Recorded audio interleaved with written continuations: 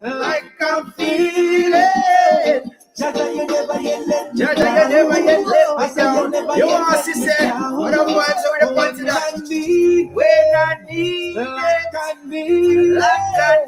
Jaja, you never yet let me down. You see, I like people who are trying to show late. Love kill now when I pull you up. Like I'm feeling. Jaja, you never yet let me down.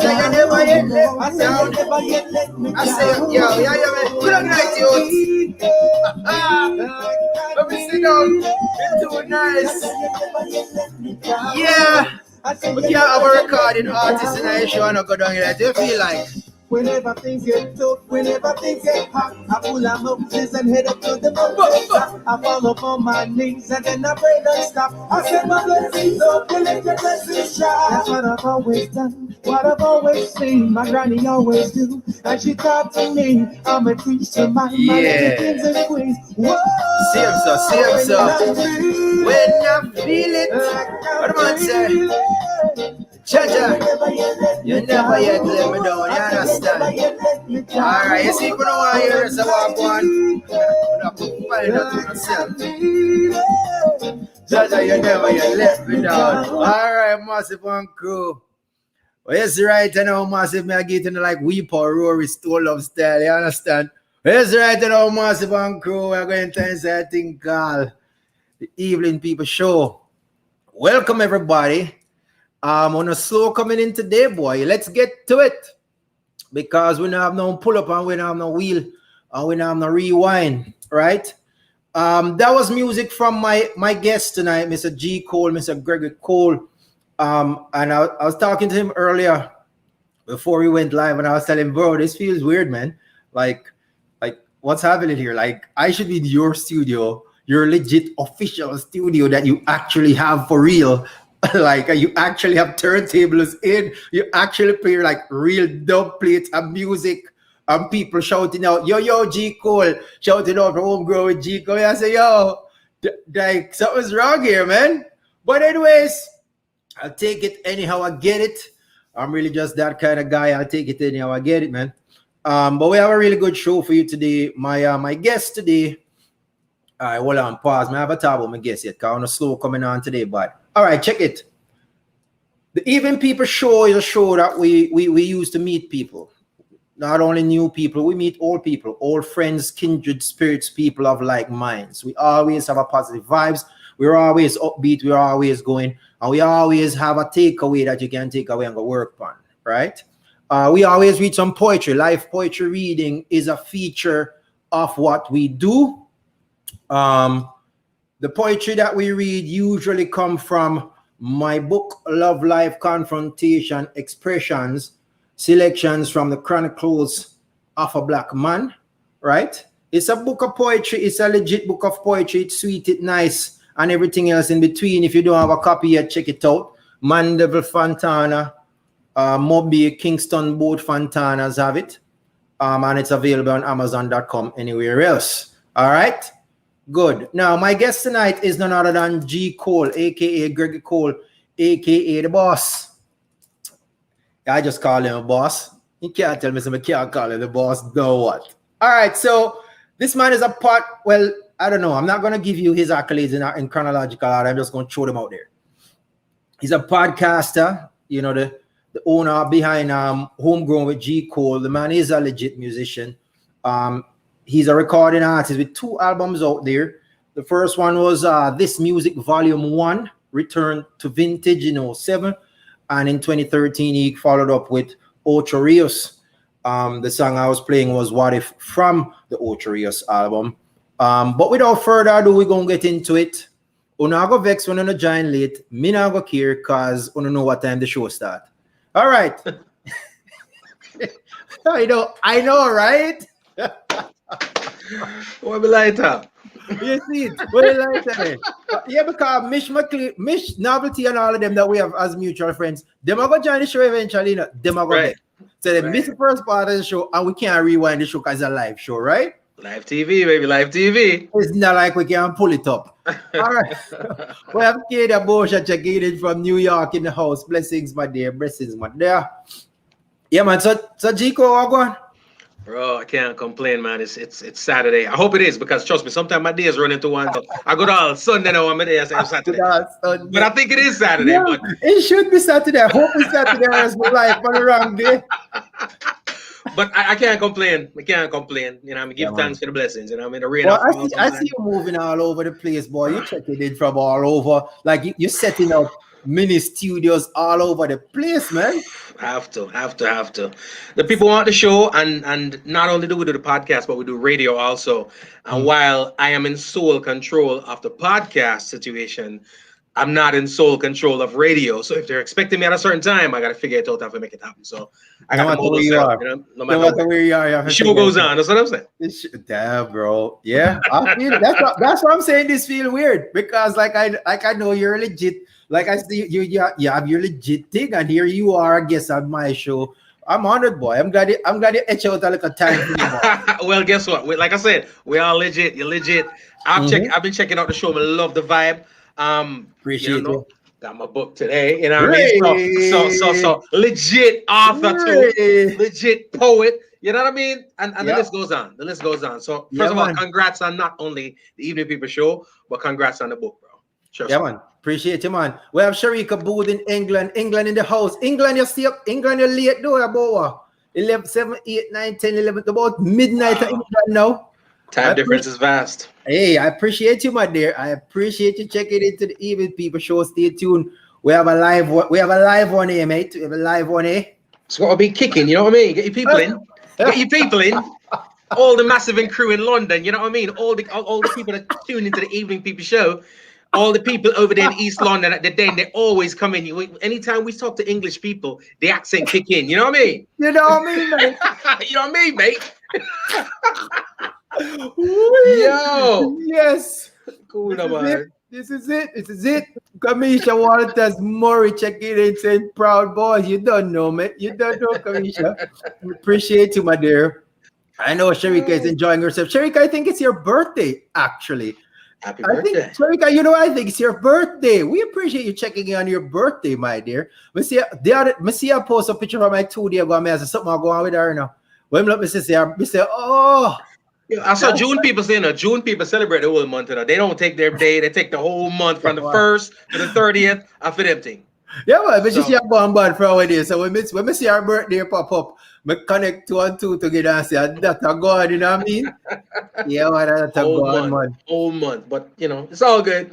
In this day and age where tomorrow is not given, when you get a birthday celebrated to the fullest. No, I concur. You know you have my vote on that. All right, Chico, let's get right into it right now because when I have a man of such expertise and experience on the show, I have to make sure I make use of it. Now, check this out.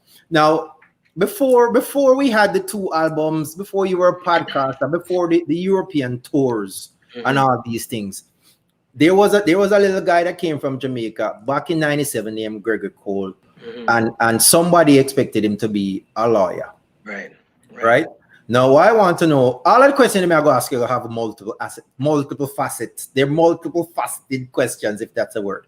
Right. But what I want to know is who in your background, who back at Jamaica thought Gregory should be a lawyer? And I also want us to look at for a minute the whole concept back then which was real for me too, where you had somebody, whether it was parents, grandparents, aunts, or uncles back in the day, who thought everybody should be a lawyer, or thought of less traditional careers. They frowned upon them in light of what they perceived as, the things that you were supposed to be pursuing. So two things.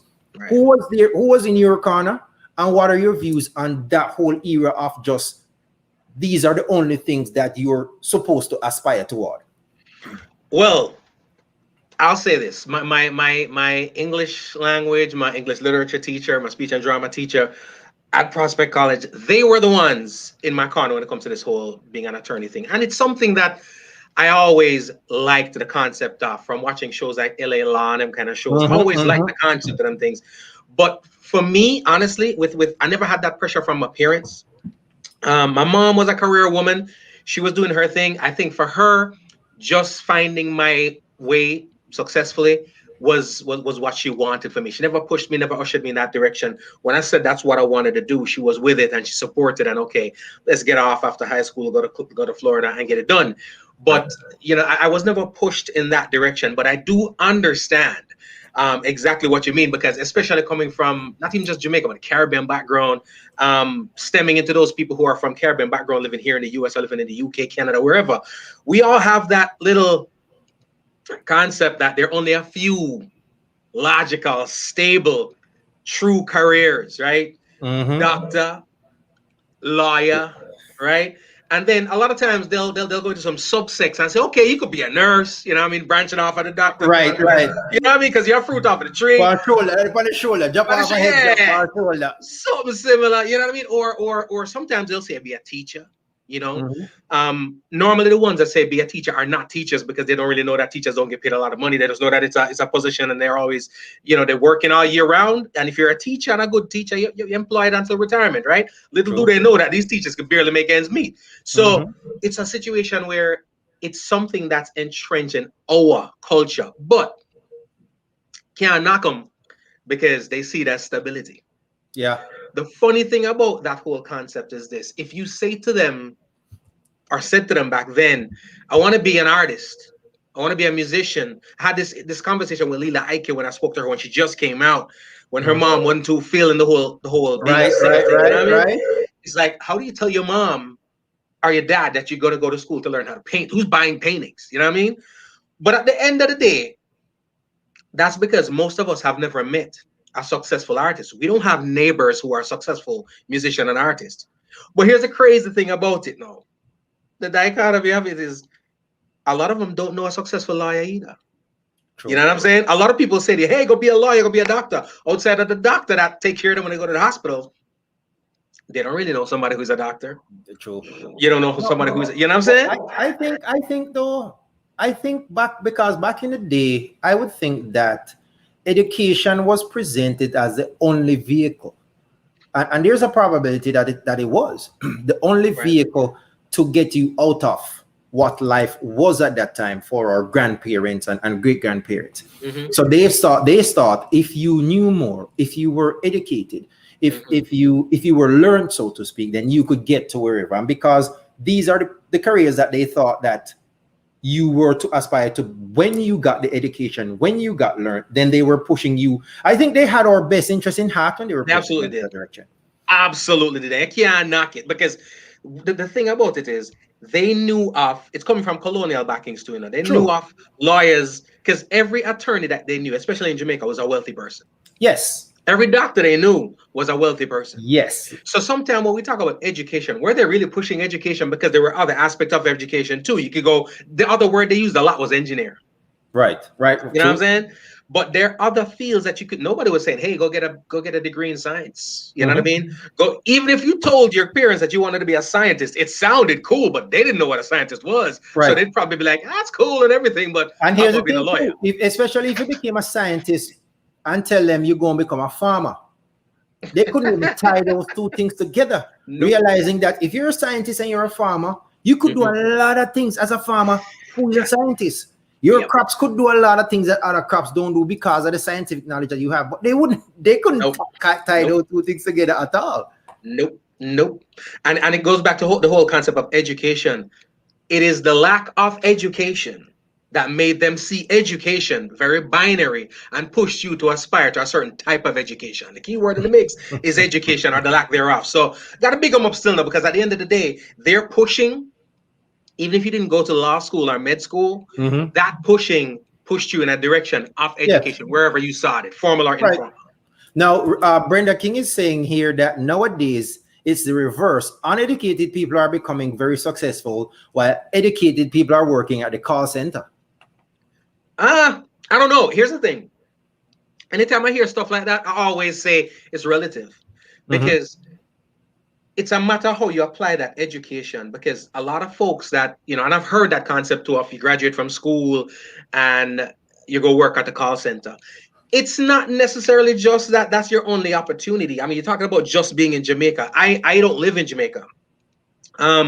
But I have a lot of friends and family in Jamaica who are doing all kind of things. You know what I mean? My first job out of school was working at NCB, and a lot of folks who were there are in higher positions of different financial institutions or insurance institutions in Jamaica. So there are different things that people do. A lot of people are coming out of school not necessarily educated, but with a degree. True. So a lot of times right now people are going to school so that they have that paperwork, and it's because a degree has become so invaluable these days that if you come up with an associate, it's like nothing. So you go for the bachelor's, which is almost like nothing. So people are going in there coming up with these degrees that mean nothing. It's like education is being sold. They come up with a curriculum and I have these 5 degrees. You want to buy one? You know what I mean? You come up with a diploma or something, and then all you have is paperwork. And like Kamish is saying here, that teachers and parents need to stop asking students what they want to be and ask them how they want to live. You know what I mean? And I ran this scenario with my daughter one time when she told me she wanted to do something. And I didn't want her to do it, but I didn't want to tell her I didn't want her to do it, right? So we drove by an open house. So I pulled over, we went to the open house. We went in there, we asked all the necessary questions that was necessary, we did. So I said to her, you like that place? She said, yeah. I said, you like, the community, blah, blah, blah. I said, okay, did you remember what the lady said the house cost? She said, yes. I said, okay, you remember what the lady said the mortgage cost? She said, yes. I said, all right, let's run some numbers. And I gave her what we were paying for water, light, this, that. I have her jotted all of them down. And then, okay, so add all that now to the mortgage payment. Okay, what's that money? Okay, good. Now, how much would you need to make to comfortably be able to pay that? And she give me a number. I say, okay, what do you say you want to be again? Okay, see if that can sustain this lifestyle that you say you want to live. Because if it cannot sustain the lifestyle you want to live, it's not really something you should be doing, because it's not consistent with how you want to live. Right. Poor kid was just trying to hang out with daddy, man, and that's what she ran into. You should know better by now. You hang out with daddy, and you say something, you're going to get schooled quick. But you know what, though?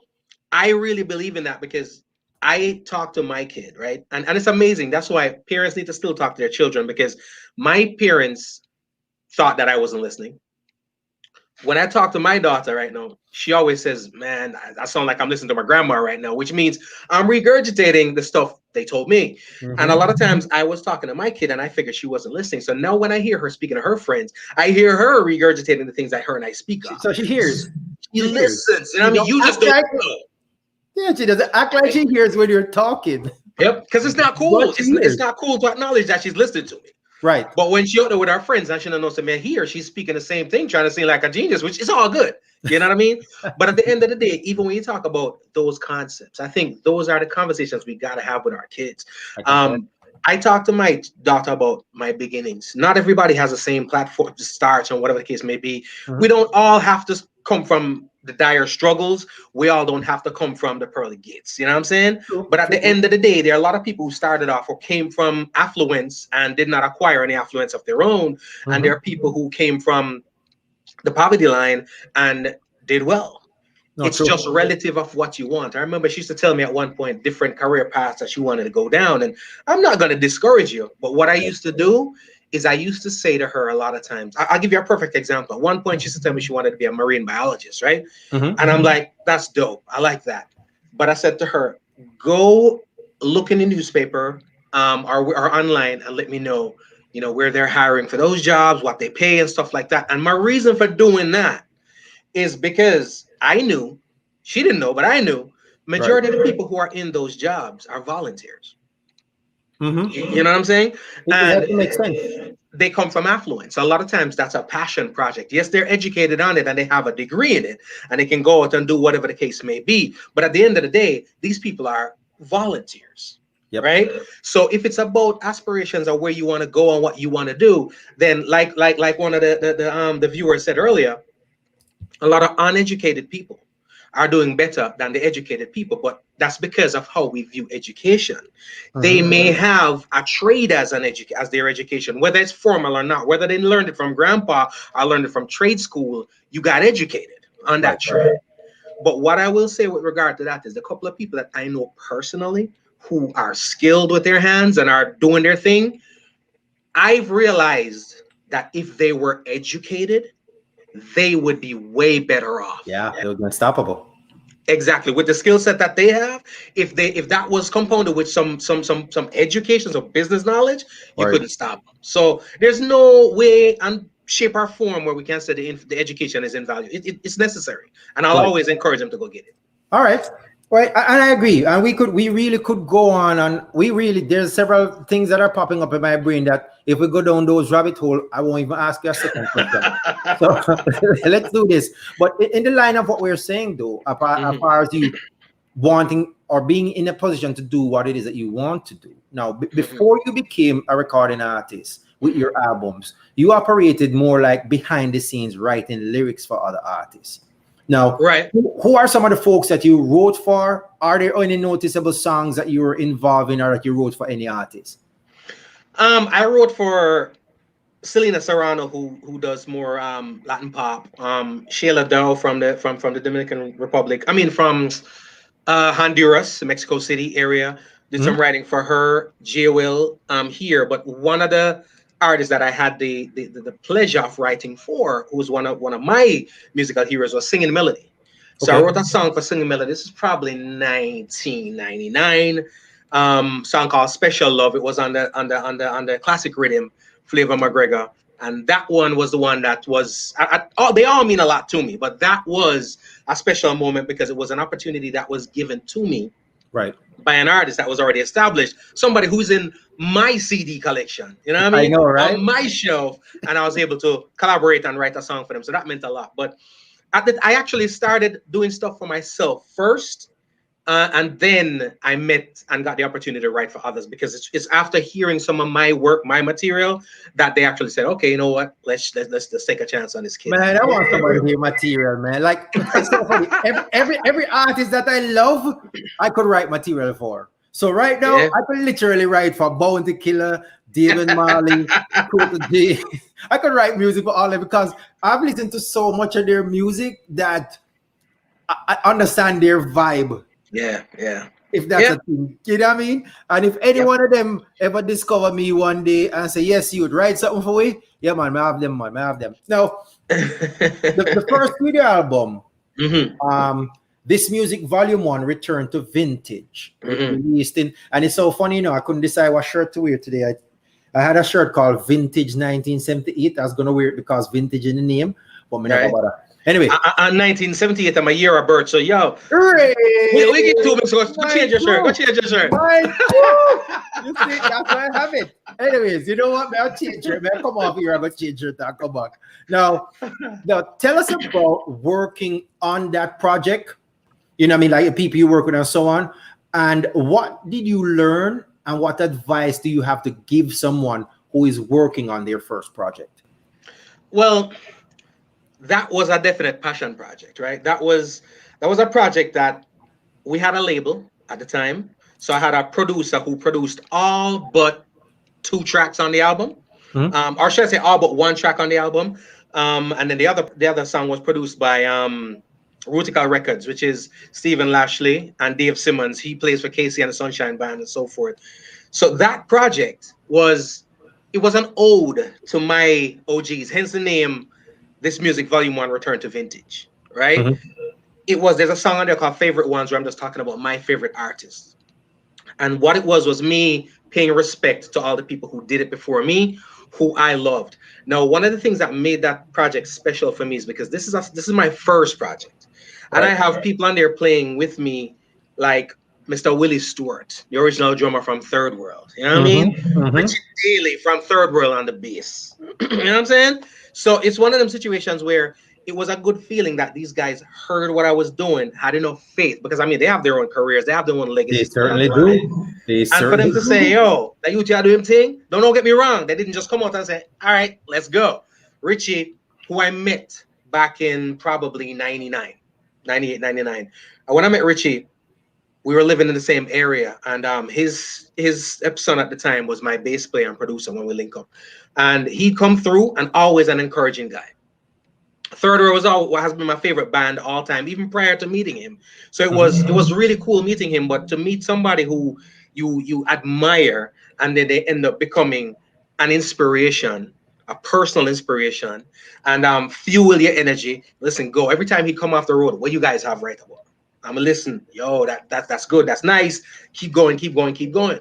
Then eventually he's on there playing bass on a song. You know what I mean? Mr. Nice. Willie Stewart, who had left the band at the time, same thing. You know what's Wait, did going you have him on? on the show? Did you have him? Did you have him on the show? Yeah, yeah. Yes, I saw that show. I saw that show I had actually. Mr. That Willie was on a good. couple times. Richard Yes. Daly on a couple times. So it was just passion project, man. Just passion project. It was expensive. Um, but it's one of those things where everything about it was in my hands. Right. So which can be a dangerous thing. True too. Because you know that when nobody can tell you when nobody's here to say, okay, stop, don't do this, we've max out, stop, they end up with 20 tracks and the bill that comes along with it. You know what I'm saying? But I wouldn't change anything about it for the world. Now, as far as advice that you'd give to someone who, like, do's and don'ts for someone who is potentially going to attempt, you know what I mean, and want to, own everything themselves, Right? what could they be aware of? If they want to own everything for themselves, you also have to realize that that's not, contrary to popular belief, that's not always the most successful way to go. Okay. Because at the end of the day, 100% of nothing is still nothing, right? Mhm. So a lot of times when people collaborate and work together, it's not necessarily just because I can't do that part by myself. It's just that you're going to bring something to this that I don't have. Now, if you're bringing something to this that I don't have, and that's worth me even considering you contributing to this project, isn't it worth you getting your credit for it too? True. So the whole concept of, a lot of times that can be a downfall when we say, hey, it's all me. You know what I mean? We taking the R killer route. You know what I mean? Written, produced, sung, shrink wrap, the photo by, you know what I'm saying? All instruments by. If you kills, it's a different thing. But outside of that, there's nothing wrong with collaborating. However, be mindful, do the research, the information is out there. Don't lose your intellectual property. Because the issue is not whether you share rights with somebody that you collaborate with. The issue and the problem that we run into is somebody taking your intellectual property, claiming ownership of it, and you don't have any form of ownership of it. So, as with everything else, like we were speaking about earlier, the education, educate yourself. But a lot of times, if you speak to artists will give you the impression that, listen, I'm just an artist, man. I'm just a creative. Let me just, as the salmon swimmeth, so does the river floweth. You know what I mean? Get all zen kind of BS. You know what I'm saying? When the truth is, you need to know the business side of the thing. Make sure that you have that one covered, because you're gonna be crying later on. Yep. So you have to say, as a salmon sweet. What now? How you get that from? Oh, we don't come from Easy Shirley Higgins from Jamaica. All right, so we'll see what else I have for you here. But yeah, legit. That's legit advice, my boy. Let's see there. Now, in 2013, you released your second album, Ocho Rios, right? Mm-hmm. This is where the European tour with the Raps and Kush band came in. How was that experience? Who are some of the people that you share stage with on that European tour? All right, the actual European tour was a radio promo tour. So it was one of them situations where we were putting out a project, we were doing so much work, and we had so much things we were trying to accomplish at one that we actually ended up like sending the band in different directions. Right? We at one point we went to Jamaica for the year Jamaica Jazz and Blues, and we had some other dates that we wanted to do there, but then there were situations where we had to go to Smile Jamaica and all kinds of different stuff, TVJ. So we kind of had to split up. So at the same day, the band is in two different places, a couple guys here, a couple guys there. And then when this album was about to be released, I had 4 singles out. When I, which was the one you played, Old Days, which was a song actually originally wanted to shop to Barry Hammond, Hot Sexy Love, and Ocho Rios. And there was a nice buzz with them 4 songs going on in Europe. So I decided to go to Europe. I couldn't bring the whole band. So I said, you know what, let me go and let me make a radio promo out of it, because that's something that has always been over the years important to artists. And a lot of people ignore that now. They think of it as work, but it was part of the project. So I was there in Europe between Amsterdam, Belgium, Spain. We went to the UK, taking advantage of radio, right? And media. So setting the groundwork for when the band was to come over. But we did a lot of our touring aspects actually here in the US. We did it along the coast. We shared stages with Gentleman, Sizzla, Junior Gang, you know what I mean, Stephen Marley, whomever you could, Capleton, whomever the names you could think of, we've shared the venue with. We've done shows with some of my idols, Steel Pulse, you know, Inner Circle, a lot of folks, man, a lot of the Cali bands, Through the Roots, a lot of the bands that are doing great now, Morgan Heritage, a whole bunch of people, Tyrus Riley, and it was just to us a learning experience. That's why even when we came to the venues locally, the actual concert venues, not the gigs, our approach was a little foreign to everybody that was a local act, because they were accustomed to just going on and playing and leaving. We were doing merch.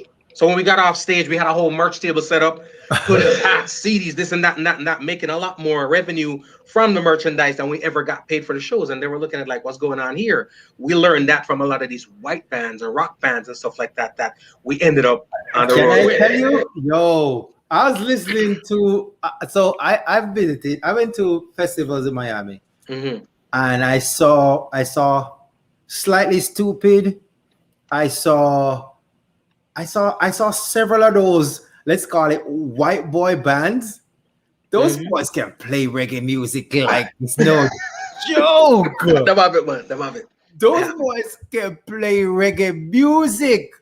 And it's good. You know what it is? We hear the complaint all the time that, yo, the man, I'm going to take over the thing and rah, right?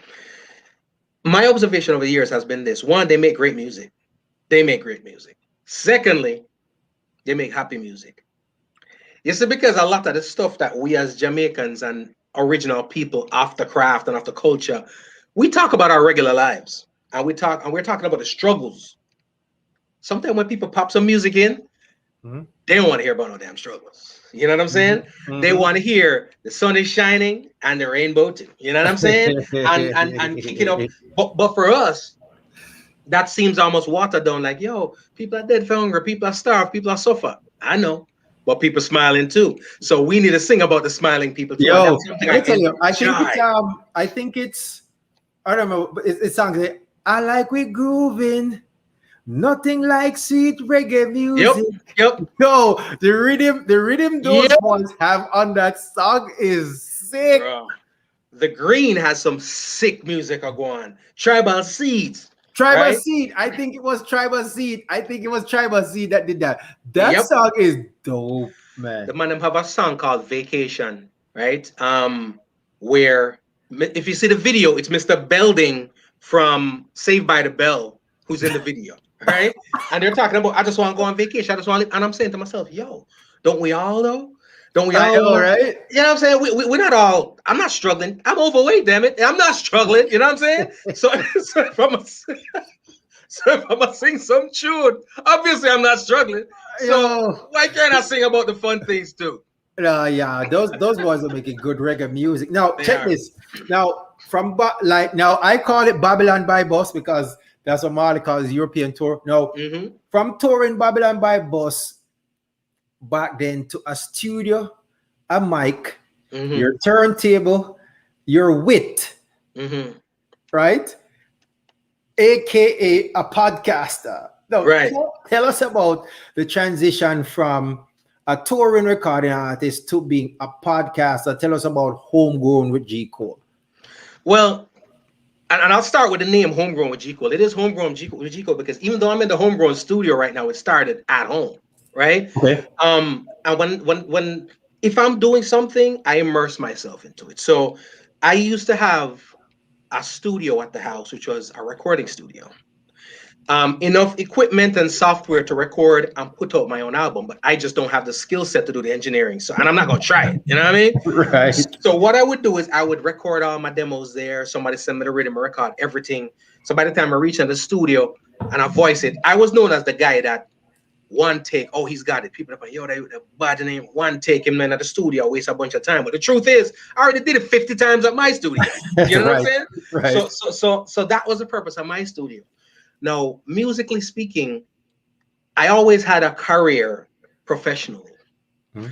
And anytime you have any career out there along with music, music is a jealous girlfriend. They don't get along. True. So if you see a musician that has a career and his music is soaring, the career is not. If the career outside of that, the professional life is soaring, the music is not. No, I got a child, I've got the overhead, the mortgages, and the whole night. So I never let go of corporate. So I never had the struggle of having to make music to pay the bills. So there's a time when I'm just like, all right, not feeling inspired right about now, not creating the music, but I have all this equipment here. Mm-hmm. So I said, you know what? What if I got an opportunity to talk to the folks I love, especially after doing hundreds of radio interviews and they were terrible because a lot of folks that are behind the microphone and radio stations, they are not broadcasters, they're DJs Mm-hmm. who happen to have the mic too. So if I've done 200 interviews, I could probably tell you it was six of them that was good, right? And I found myself in situations where I have to be taking over the interview, doing what I got to do because I have something to get to the masses. Right. So in doing that, I said, you know what? I'm going to try to do this for the artists where they can get their stuff out without the struggle of the broadcaster that's not doing it right. So I started out with not just music, but the first episode of the podcast was actually mental health in the community. Okay. And it wasn't live stream, it was just audio. And then we had, a sexual abused woman speaks out, where I spoke to someone who went through that. We had financial literacy, bringing in somebody from the financial sector to speak on stuff. So it wasn't just based on music and whatnot. But then I said I want to talk to some of my favorite artists, and I started bringing folks in. I mean, Hope Lindo, Richie Daly, Leela Ike, Freddie McGregor, a whole bunch of people. And the goal was always, let me build this platform to the point where people want to come on the show instead of me just reaching out all the time and trying to get people in on it. But I guess the thing that worked for most of the people and that they really enjoyed was that I was a fan of the music, a real fan of the music, but I was a real Yeah. consumer of the music because enough people in the culture, but they're not of the culture. Massa, let me tell you. Somebody said to me very recently, we were talking about like record sales for Mm-hmm. artists, reggae artists. And I listed, like the top three, and they were like, really? Not this person, that person, that person. I'm like, you don't understand. A lot of Jamaicans, they go check the CD man on the corner and buy a mix CD. That benefits the artist zero. Yeah. A Yeah. big fat zero. Not a whole bunch of people go in there and buy albums. They buy records, they buy Right. CDs, and they actually buy. You know what I mean? As opposed the CD man, his hustle, I get it. It's his hustle, but it is not his intellectual property. No. He But people don't see compiled it it. as that. People don't see it as theft, and it is theft. It is theft. Come You know on, what I'm saying? Call your book got delivered earlier today, right? Yep. Oh no, me have to go through for write this. You They understand? don't they have no And, idea. and somebody just go read it, retype it, or text or tweet lines from it to somebody, something that 100% originated with me. Or Robbie, I pick my pocket. From multiple vantage points, because we talk about the book and we talk about music and stuff like that. Okay, so you're taking my intellectual property. That's one thing. But the second thing pretty much is a lot of people don't realize this. I'm gonna drop some numbers out there just for argument's sake. It's Um, the album Ocho Rios, from inception to CDs printed and ready for the road, it's about 15 grand. right? Mhm. And the reason why it was only 15 grand is because I had a close relationship with the musicians. Everybody gets paid, but they weren't hitting me with the same price that they'd hit everybody else with. Right. I'm saying that to say when an artist puts out an album, it's expensive to do. The promotion, the whole thing that comes on top of it is not even included yet. Mhm. But then you have a set of people who don't even think that they should buy music. When I talk to the kids nowadays, some people, I know people who are 25 years old who have every song you can think of and have never paid for music before. They've never paid for music ever. Ever. Never. And to me, it's highway. Not only is it highway robbery, but it's the reason why right now a lot of people who you would think are artists and should only be doing their art are Boy. doing some other things that probably ain't even that, you know what I G mean, to be Cole, you proud know of. what? You see, cause of me and you, may I say something I wouldn't say for nobody else. Mm-hmm. Me, I went to Jamaica and did a tour. Mm-hmm. The tour cost me about $5 grand. Mm-hmm. US dollars, obviously. Mm-hmm. And now me have, you think every guest we come on the show even own a book? Same thing. You think It's it. every guest we come on the show own a book? All right. Today you tell me, say, Martin, I hope my book reach in time. You know what I mean? Me have enough people come on the show say the book on the way and no problem. You Right. know what I mean? But you think everybody when me even as guest on the show own a book? That's normal. You know what I mean?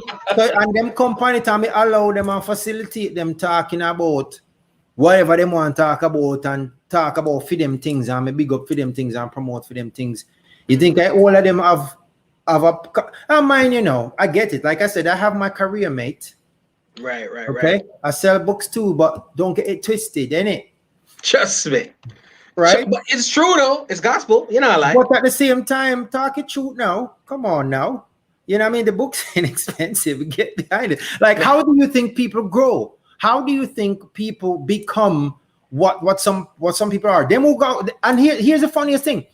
If like somebody like not to knock Oprah, I love Oprah. But if somebody like Oprah Winfrey or Barack put out one show, then go buy Barack book. But me I wanna go high school and college. I don't have Barack book. I don't have mine. That makes sense too, no? Yo, that is so true.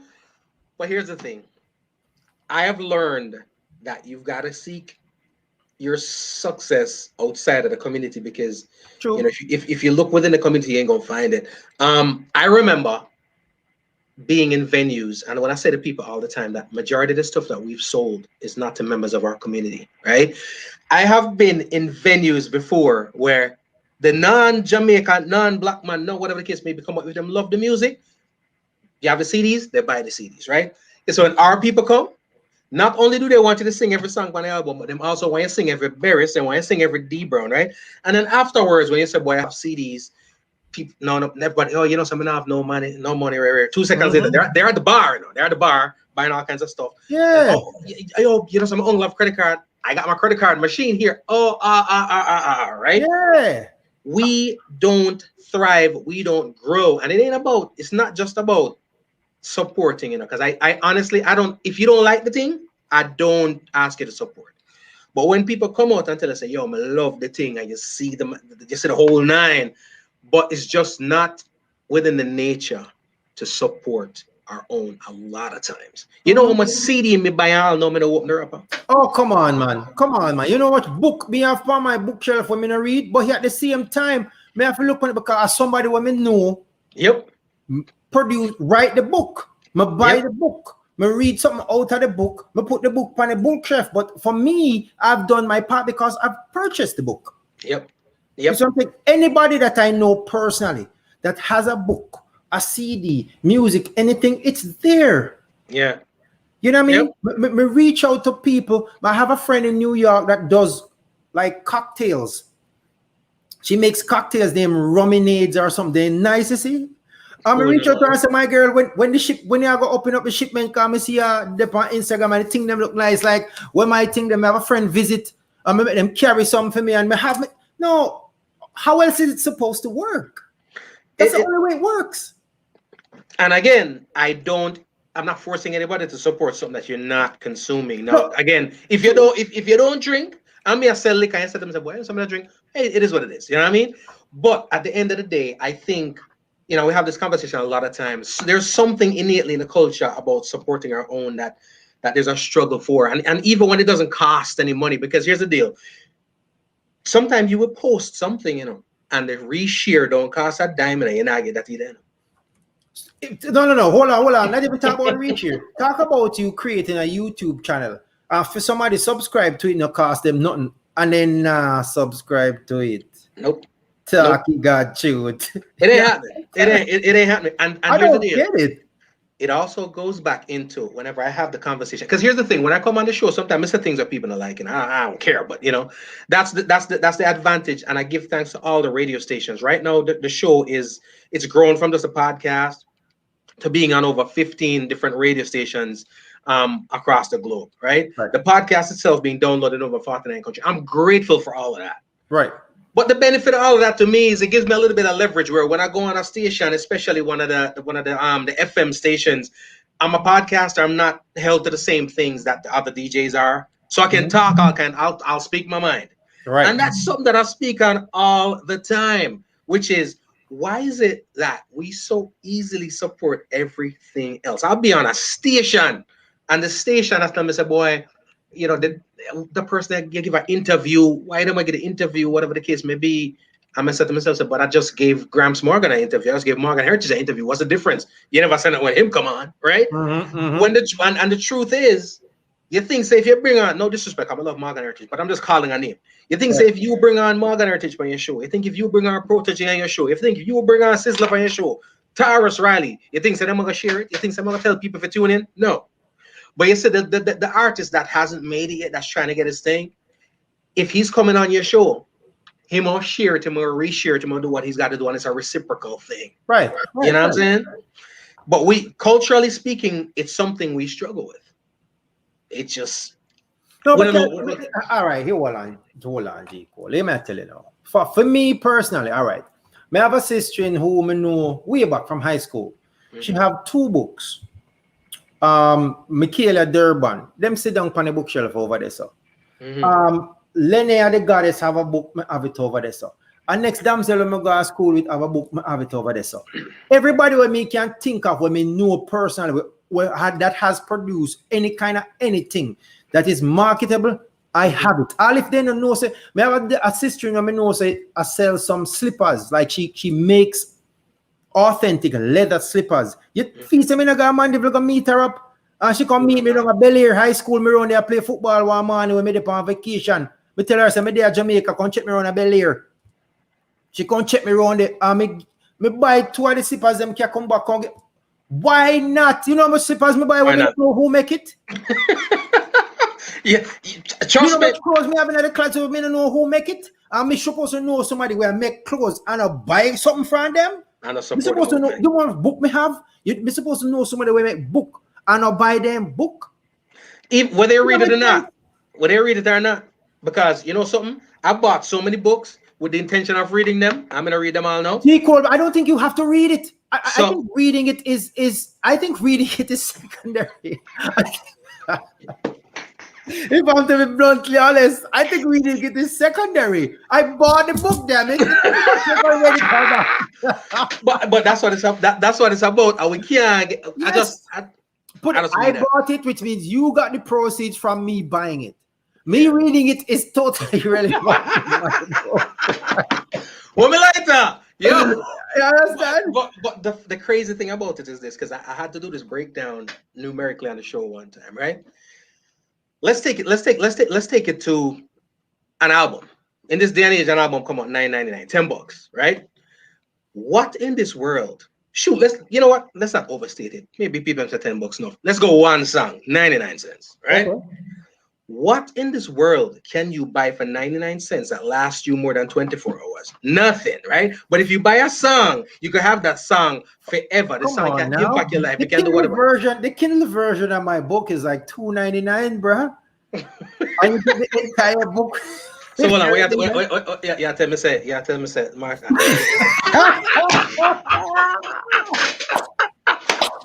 No. So, you see, you have to have the paper copy. Let me tell you something. I do not, any book me interested in, give me the hard copy. All right. I don't care because truthfully, when I buy the books, I can after buying the books, majority of them you can still read it on Kindle for free, you know. Yeah, But I say buy CDs. I say buy CDs. I have a place in the house I call it archives. yeah, And I'm hoping to some point have a music room in my house that I display them all. And right. they're actual physical CDs that I've bought and that I still buy Mhm. because there's a place for that still. You know what I mean? I wish to have, a studio like you have a studio where I go in and play what I play. You know what I Yourself mean? out. Knock yourself Yeah. out. We Yeah, have the man. turntable right next to me, and I the know thing you is, do. I bro, told you ain't this felt nothing. weird. I told you this felt I told you this felt weird. But the thing is, me like feels, bruh. I like, you know the thing about it? It's more personal too because it's when I open the CD right here. Sometimes I like the song, but I did not know that track number 11, Dean Fraser was the one playing the sax on it, right? Me never know Exactly. say Eruption play drum on track number. Are you Exactly. for real? Exactly. And they're bonus tracks sometime. Yep. You understand? So Yep. so when I bought it was Stephen Marley's one of his albums, probably the first one, Mind Mind Control. control. Yeah. Right. And there was a bonus track on Mind Control. Yep. If you don't have the CD, you don't know that there's a bonus track on Mind Yep. Control. And the bonus track is wicked. I remember that. It's like that bonus track is like Mardi Gras meets Reggae Sunsplash. Right? Yeah. That's That like was mind control. I have yes, that album. yes, Yep. that bonus track is Mardi Gras meets Reggae Sunsplash. It's wicked. It wicked. And you don't get that on the download. But, No. but but not only that. Here's where the thing is crazy too.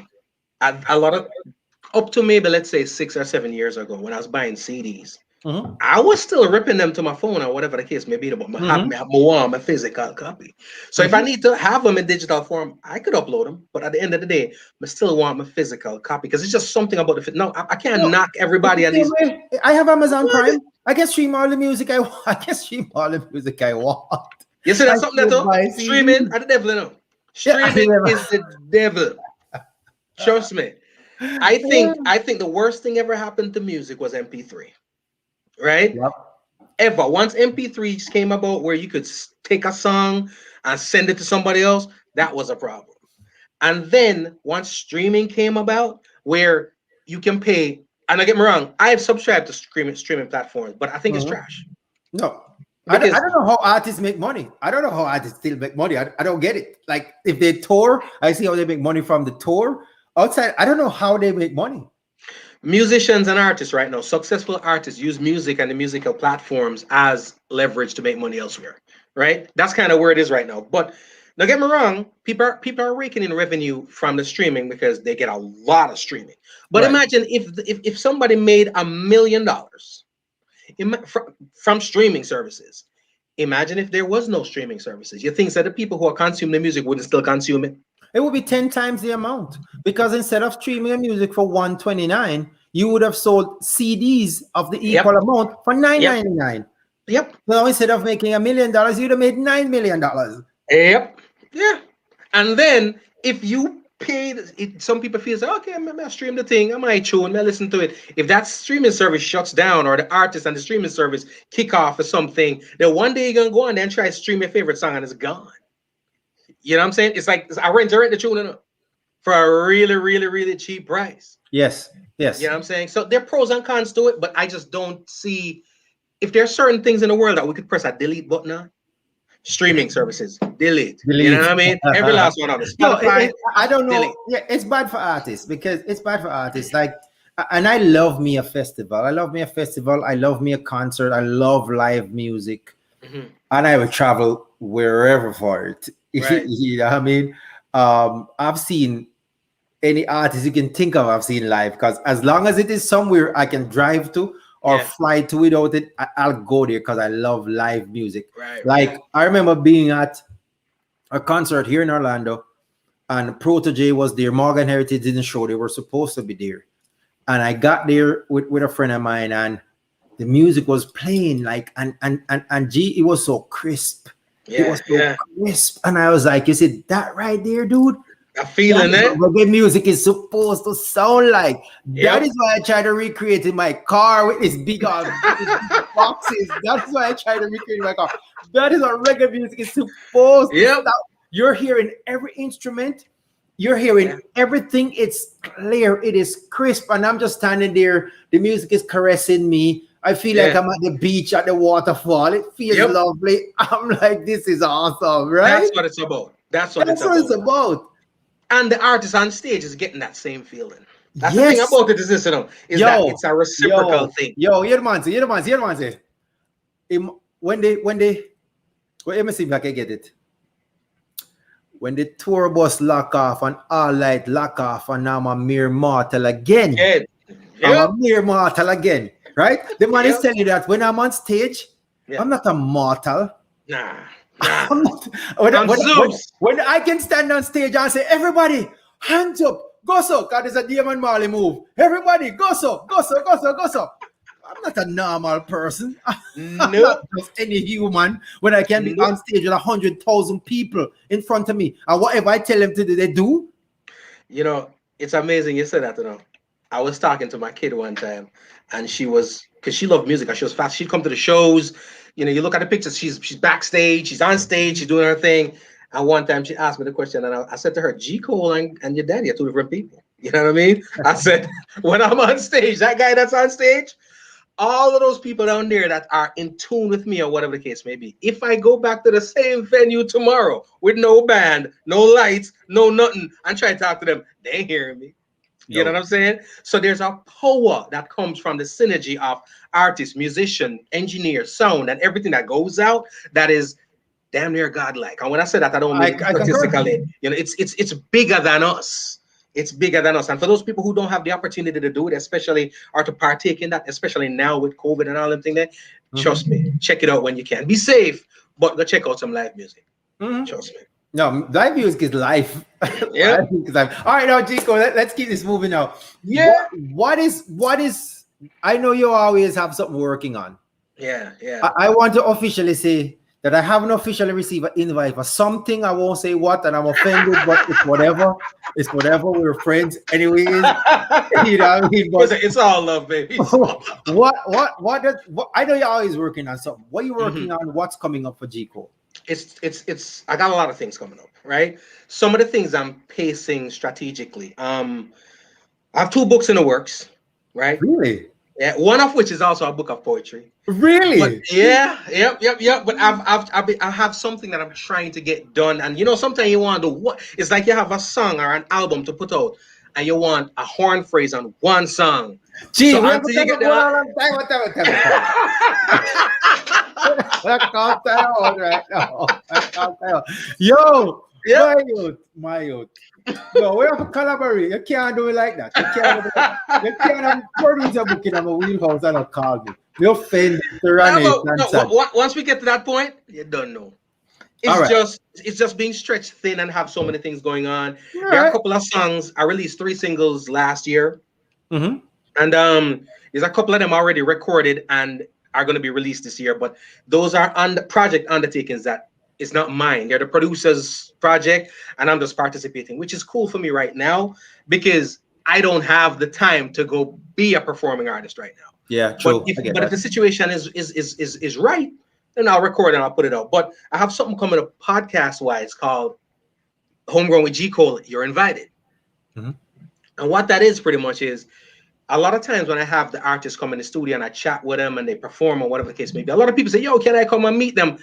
And my thing is no, because that's not the arrangement I have with the artist. So from a Right. professional standpoint, they can't bring me in John Public, you know what I mean? True. So I have a situation coming up where we're gonna do it at a venue, like a jazzy, bluesy kind of venue, where that's where the interview happens, and I invite That's the special place you guests. have that virtual tour for. Yeah, That place yep, is lit. it nice, That place is nice. it nice. And sometimes it's gonna be a band too. So it's not just a reggae thing. Sometimes I'm gonna have a jazz band up in there.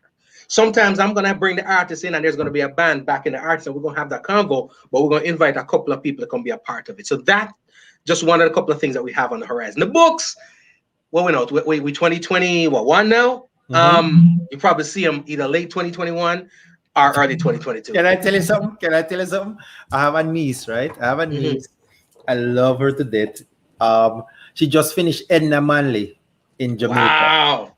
and I have my second book. I'm probably third book done.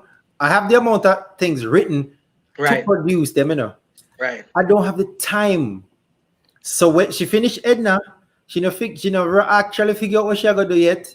I called her yesterday. I said, Nisi, I'm gonna send you a file. I need to do these things in the file for me and do this and do this because and I pay better than anybody you go with it. Right? Because guess what? I need this done.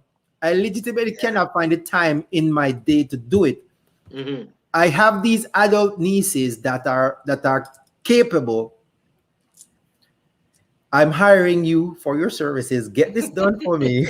It's my intellectual property, so you can't share. But Right. outside of that, go out and do this, and let's do this. Right. I Right. will name. I will even name you on my book. Yes, I'm gonna shout you out. Yes, I will. I I'm will gonna shout even you out to the shout you book. out because you are legitimately helping. Here she. Oh, she's on. She's on. She's on. That's her. With Tori, That's her. She's Tori a to the Tory. rescue. Tory to the rescue. That's her right there. I didn't know she was watching. But yeah, you know what I mean? We got to do what we got to do together. All right, Jico, let's move on because, like, yeah, I'm having fun. Like I said, I really should be in your studio. I Let's don't know do it. what Let's do it. happened Let's do it. here, but we But good. let, I but you know made what though? sure. Let's make it happen. But let's do it for the You're Invited segment. Not, I mean, there's nothing wrong with coming inside of the studio right here and we get it done. Mhm. But I think you would enjoy the You're Invited segment Yeah, because because that's remember, I know I reached yeah. out to you to do the to record the audiobook for the show, and you Right, said, right, yeah, right, man, when you get and we never got that off the ground, but we still good with that. right. But I think we could do a lot of things together, G. I think we Well, could let's make record. I think we could. But here, anyway, we get around to it. hey technology. Give thanks for the gift of We technology we'll because get usually around to it, we can right? make it happen. We can All make it right, happen. take this. We're on the Evening People Show. The Evening Hmm. People Show is a show that always feature poetry. Hmm. If you joined late, if you're joining now, if you will join later, welcome. We thank you for viewing. My guest is G. Cole. This man is a recording artist, 2 albums on the road. He's a podcaster, he's a musician. He's toured Europe, he's toured everywhere. And this man, yeah, stay tuned and follow him, find him. Homegrown with G. Cole, things are going, right? Now, on the Even People Show, we always read poetry Hmm. because poetry is just our jam, right? Now, Hmm. Mr. Cole, here's what I want you to know for me. Tell us what you're going to read, Right, and whenever you're ready, just get right. right into it. Yeah. All right. Well, you know me. I gotta milk the thing, right? So I can't go straight into the poem like that. I gotta hold the book up so people can see it in the light. You know what I mean? Glossy and all that. Courtesy of Amazon.com. Delivered to my door. It can get delivered to your door too. It's called Yep. Love, Life, Confrontation, Expressions. Selections from the Chronicles of a Black Man. All right. Don't get it twisted. Had to flip it around and see what's going on in the back too. All right. What up, Julian Lee? It says the Chronicles of a Black Man embodies the unique ability to put emotions into words. I stopped there because that's something that, as men, period, black. I know some blue people who can't do it either. It's not just a black man, you know what I mean? I know some blue people who can't do it either. It's a challenge for most men to put their emotions into words, right? And that leads to all kind of crazy things. It is a compilation of intellectually riveting poetry centered around 4 topics. Now I'm gonna make you get your copy of the book so you can figure out the 4 topics and the whole nine. But I like I that. I haven't. like that. I dig the book. Man, I tell no lie. I haven't read everything, but the good thing about poetry and something like this is you're not supposed to. It's not a one story. So you're not supposed to sit down and try to do the cover to cover. The This true, is, you know what I'm saying. This is the book that I true. put in my bag and take with me. So when I'm on a flight, when I'm on, you know what I'm saying. When I get to Yeah. the hotel because I'm on a road trip, I can pull it out and I read a couple. What I tell people to do with this book is just go to the table of contents. Go to Yeah, the table of contents.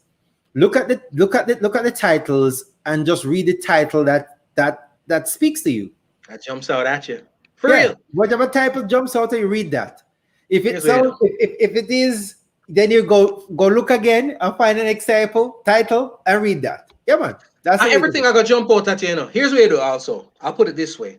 Treat it like the Bible. It's not very many people have read from Genesis to Revelation, right? True, You go true. Genesis today, you hit up a little bit of Leviticus tomorrow, right?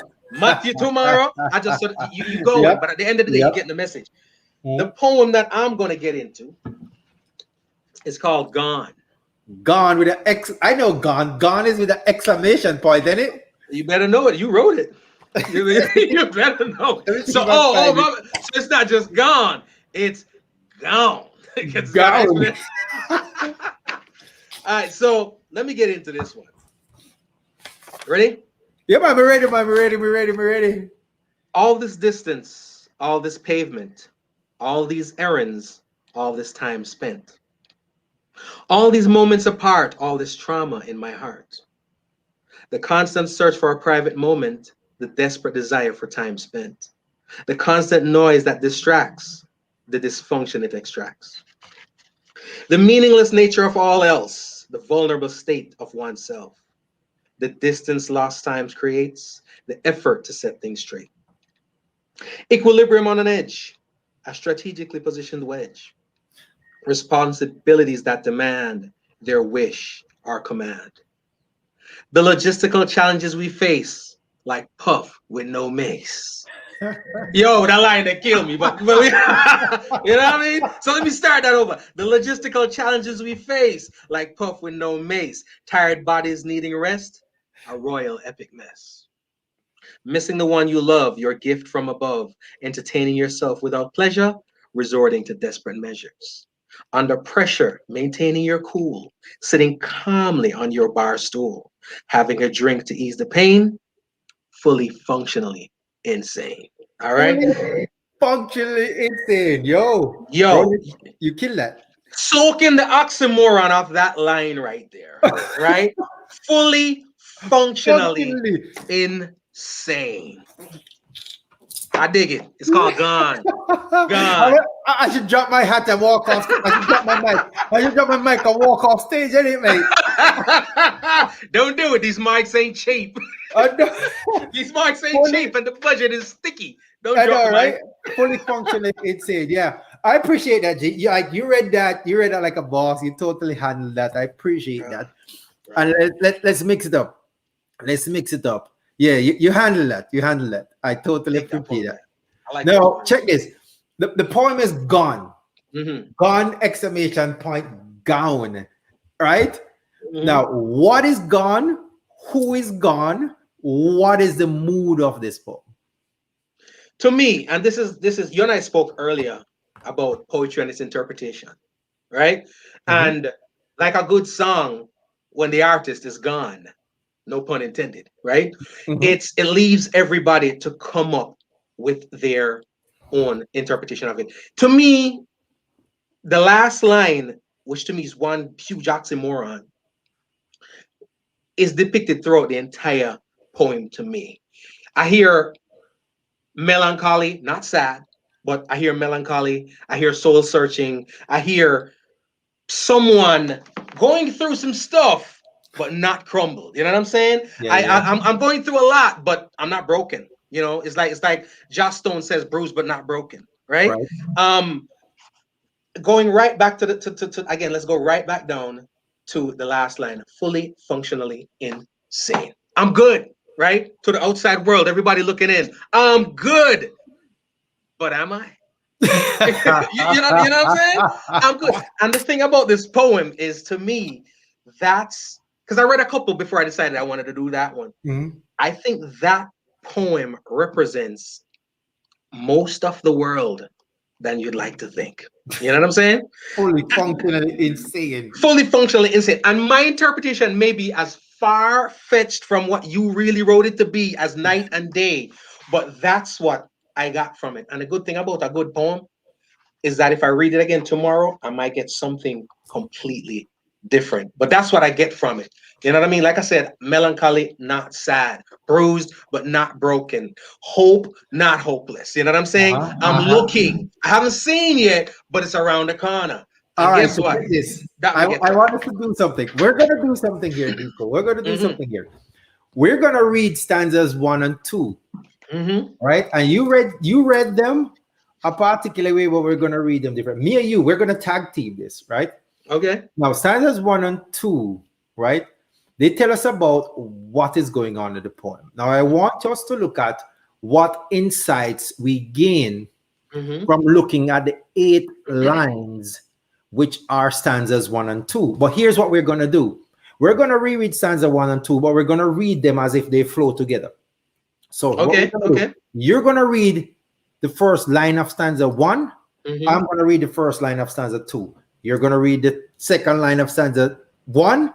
I'm going to read the second line of stanza 2. You understand? So we're going to read stanza 1 and 2 pretty much simultaneously as if they flow together. Stanzas 1 and 2. Stanzas 1 and 2, we're going to read them as if they followed each other. Okay. So So let's go again. I'm reading line 1 of the first stanza. yes, What do and you? I'm going to read line 1 of the second stanza. Okay. You're Okay. going I to got read you. line 1, line 2 of the first stanza. I'm Mhm. going to read line 2 of the second stanza. All And right. then we're going to look at them because we're just merging those two together. Mm-hmm. The concept is gone and we want to explore it. Yeah. Okay. So when you're ready, go ahead, read the first line of stanza 1. I'm going to read the first line of stanza 2 and so on. All this distance. I'm sorry. All this distance. All this pavement. The constant search for a private moment. All these errands. All this time spent. The desperate desire for time spent. All these moments apart. The constant noise that distracts. All this trauma in my heart. The dysfunction it exacts. Wow. You didn't see that coming, did you? Nah. I know I catch you. Nah. Nah. I know you'd make the connection, but I know you wouldn't see it coming. Ta-da! Wow. Ta-da! Wow. Now, the question is, what does stanza 1 and 2 tell us about what's going on in the poem, and what insights do we gain from looking at these 8 lines? For me, again, it still doesn't go far from what we're looking at before. It's like invested time. There's trauma here, as it says, all this trauma in my heart, right? Mhm. And the dysfunction that it exacts. But I still get the feel of melancholy from it. I still get that. I still get the searching, the longing. Like I said, all this distance, all this pavement, the constant search for a private moment. And I'm doing what we just did right now, right? All these errands, all this time spent, the desperate desires for time spent. So to me, I get oxymoron from it because you're saying all this, which is Maximus, right? But yet still we have a desperate desire for time spent. The first line up top says, all these errands, all this time spent. I put all this time in doing all these errands. Mhm. But we have a desperate desire for time spent. Can we, in other words, we're doing all this, but can we get a moment? We have all this time, but can we get a moment? Is what I'm getting from it. You know what I'm saying? All these moments apart, the constant noise that distracts. All this trauma in my heart, the dysfunction it exacts. Wow. Wow, right? Wow. Right. So it's almost It's a whole different, yeah. You see this now? It's a, and again, for the people out there who haven't gotten the book, I think it's a dope thing to have because we don't get this on a regular. You get the book, you get the movie, you get the song, but you don't get to talk to the artist, you don't get to talk to the poet, you don't get to talk to the actor. You know what I'm saying? true that. You get the finished product and you can get from it what you will. But how dope is it to sit down and listen to Martin dissect the thing for you and say, well, this is what I mean. You know what I'm saying? I dig that. I ain't gonna front. I dig that. It's a lot of oxymoron in this though, brother. But I tell no lie, and it drills the point home. Fully functionally insane. Fully functionally insane, boy. All right, check this. Now, stanza 3 of the poem elaborates on how at least one of the person in this scenario is feeling. Mhm. Now, I want us to look at what is the main feeling or emotion that is depicted in stanza 3. And stanza 3 says, the meaningless nature of it all, the vulnerable state. Wait, hold on. Read up again. The meaningless nature of all else, the vulnerable state of oneself, the distance lost time creates, the effort to set things straight. Now, what we want to know is what is this person feeling? You know what I mean? What feelings do we get from what they're saying here in stanza three? The feelings that I see from this, and it's amazing when I was reading it as you're going along, the words were one under the other, under the other, under the other, right? I saw the words that stuck out was meaningless, vulnerable, distance, right? And if you look at the stanza in each line, those words actually fall right under each other. Mm-hmm. There's a vulnerability in this stanza itself here, right? There is there's vulnerability is the word, but there's some lost. Somebody's feeling lost in this. Somebody's feeling, I don't want to say not loved, but not held, not cradled, not supported. And they're not just comfortable in that place. What they're doing pretty much is they want they want closure, for lack of a better word. I need to know why. Let's set this thing straight before we move on to the next stanza. Let's move on to the next part of our lives. And again, I always go to the last line, the effort to set things straight, because a lot of people go through meaninglessness. So a lot of people go through vulnerability. A lot of people see distance in their relationships, whether it be romantic or not, but they never get the opportunity with that closure to set things straight. That's what I get. Mm-hmm. Mm-hmm. You're here for your expertise, mate. You're doing pretty well. Eh? I want to tell you, Julian. I want to tell you, Julian Lee said, but you have to go find that for yourself. What you say? Boy, baby, you want to for yourself. You understand? And when they see this poetry reading at Homegrown Cole, you're invited. Trust me, we're gonna bring Martin and make him read the whole book. The whole book. The whole What's book. the name of the book? All right. What's it? Tell her the name of the book, Cole. Tell her the name of the book.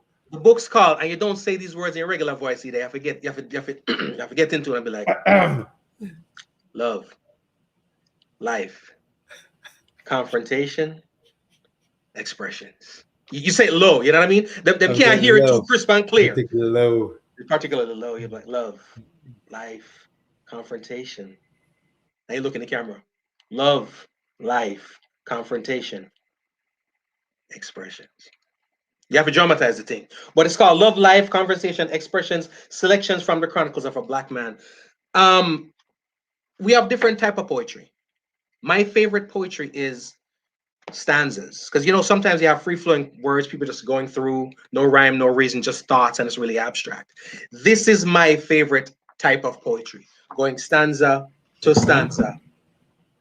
Hi. I enjoy it. Can you hear me? I don't know. Gee, what happened? I don't know what happened. Julian, cut the feed. Julian, stop your foolishness with the feed. Stop sabotage the thing, man. What are we? What are we doing? Stop your foolishness. All right, so here's what I'm gonna do. I'm gonna ask one of my viewers. I know y'all savvy like that. Why don't y'all put the link to the book on Amazon in the comments, so we can sort out Julian real quick. All right, yeah, man. Put the link. It's on Prime. You get it in like 2 days. You don't have to worry about. See? So why do y'all put the link in there for me so we can keep this going? All right, check this. Now, stanza 4 adds a new dimension to the scenario, right? Mm-hmm. I want us to look at what this new dimension is and how it's applicable to real. Now, stanza 4 says, equilibrium on the edge, a strategically positioned wedge, responsibilities that demand their wish or command. What is this new dimension that we're seeing here in stanza 4? I see the interjection of a third party here. So, for example, it could be, the balance is thrown off right now because it could be a child, it could be a baby, a baby or whatever the relationship has conceived something that is requiring your some responsibility. A strategically positioned wedge. Right. That one that sound like, you know what I want to sound like? That one that sound like you never planned for the baby and she has come out to say, you think they're gonna left me today? Guess what? I'm pregnant, man. I'm pregnant, did it? That is Twins. crazy. That is But but it does say here that the balance is complete and edge right about now. We could be losing this balance by what I like about this, a strategically positioned wedge. Right? The balance is not being thrown off because of an accident here. right. The accident is not being thrown off because of some mishap. It's being thrown off because of a strategically positioned wedge. So hold on. Yeah. Dude, okay. If I'm to be totally honest, mate, Mm-hmm. that sounds like somebody was supposed to be on the pill. They didn't take it. You know what I'm saying? And then they said they're pregnant. Did it? Or back in the day, boop with a pin. Boop with a You understand? That's what it sounds like to me. A strategically positioned wedge. That sounds deliberate, man. Very, very responsible. And now we have responsibilities that demand their wish or command. Wow. Wow. Wow. This get hold on. Charlotte, what up? Charlotte the pan. Yo, then I put my business in the street. I drop my mic. But Straight to laugh, man. I laugh. Somebody laugh. Straight to laugh. Just she has said about the foolish. She over there laugh off her head. Eh? The poem named Gone for a reason. Yeah, understand the point name God for a reason. God for real. You understand? Wow. Damn. Yeah. I'm excited to get into the next stanza too, All right, let's do that. Let's do just that. Let's all right, let's do this. Let's see where we're at. Okay. Well, before we even get to the next stanza, G Cole, why do you choose Gone? What about Gone resonates with you? There is a lot of, again, you know what it is? It's the oxymoron of it all. It's the direct indirectness, like those standards that we just covered. You know what I'm saying? It directly says something to you that it's saying indirectly. It's one of those poems. Some poems are just, here it is, read it, I laid it out for you. This one is nah, read this one more time. Nah, read this two more times. It makes you think. It's very abstract. You know what I'm saying? Sharnet, you're so right. It's very abstract. Okay, so G, hold on. Before you say anything else, I want to say something here. I want to viewers that you and I, outside of me calling your station, I said, G, play the tuner. I say, yeah, man, blessings. Yeah, man, we're good. And me call again, say, yo, play the tuner next. See, outside of me, actually, or you're live and I comment and say, do this. Outside of me being on his show, telling him to play a song or asking me to play a song or whatever, we actually have never met. Never. We never met. So I know it looks like we've been friends from, like we went to high school together. We were best friends in high school. We grew up in the same community. No, we actually did not. It's just kindred spirits, man. It's just kindred spirits. Yeah, but go on, tell him what I tell him. But no, that's what I dug about the poem, because I read, I think, about 6 of them. And this to me is the and I mean this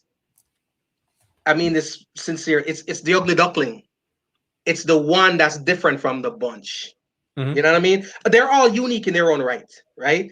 But there's one thing that stands out. It's the black rose amongst the red roses. Cool. You know what I'm saying? And that's the thing about this one that I really, really dug. I enjoyed all the ones I read, but this one to me, especially when we come into those things where I said, boy, again, the equilibrium done mash up right about now. Because you see that line right there? I ain't going front. When I was like, whoa, when we read that stanza there, I was like, somebody have a youth on the way with I never prepared, man. You know what I'm saying? Yeah. It goes up. It goes up. It's true, but it goes up. But I love it. I love it. I dig All right. Yeah, man, I like that. Sharing it one over the station there. Homegrown G Cole for just about every platform. The best bet is just go to iTunes, Spotify, TuneIn, Stitcher, Google Play, anywhere you listen podcast. If you have an iPhone, there's an app on it that says podcast. if you listen anywhere, just go on Google and type in Homegrown with G Cole. It'll pop up. But I guess when it comes to radio, we're on radio Monday nights, Thursday nights, Wednesday nights, Thursday morning, Friday morning. Too many times, to be honest with you. I need to cut some of them. But it's just Google Homegrown with G Cole and you will find it somewhere. And subscribe to the YouTube channel too. And get the book. You You know what I mean? understand? Now check this. Now, what is your favorite line or sequence of lines or scenario that is presented in this poem, and why? Me? From God? Are you talking to Shernet? No, you may talk to No, me? Shernet Goodman. Oh, okay. You probably know already, right?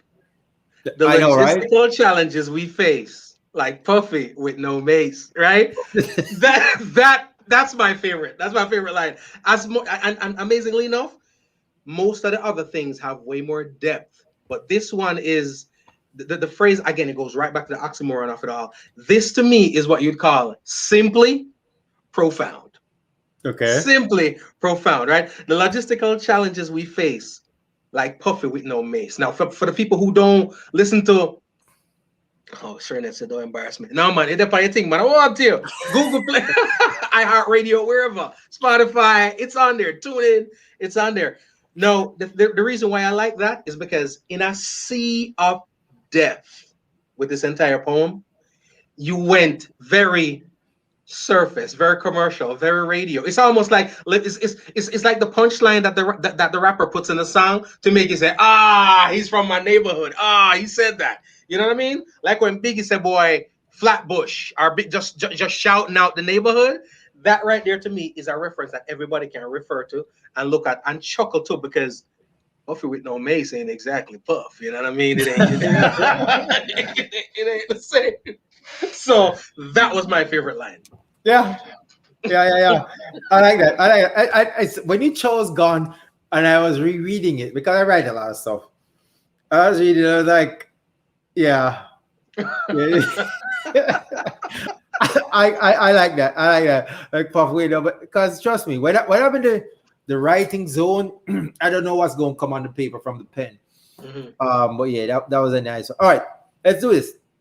Stanza 5 references a royally epic mess.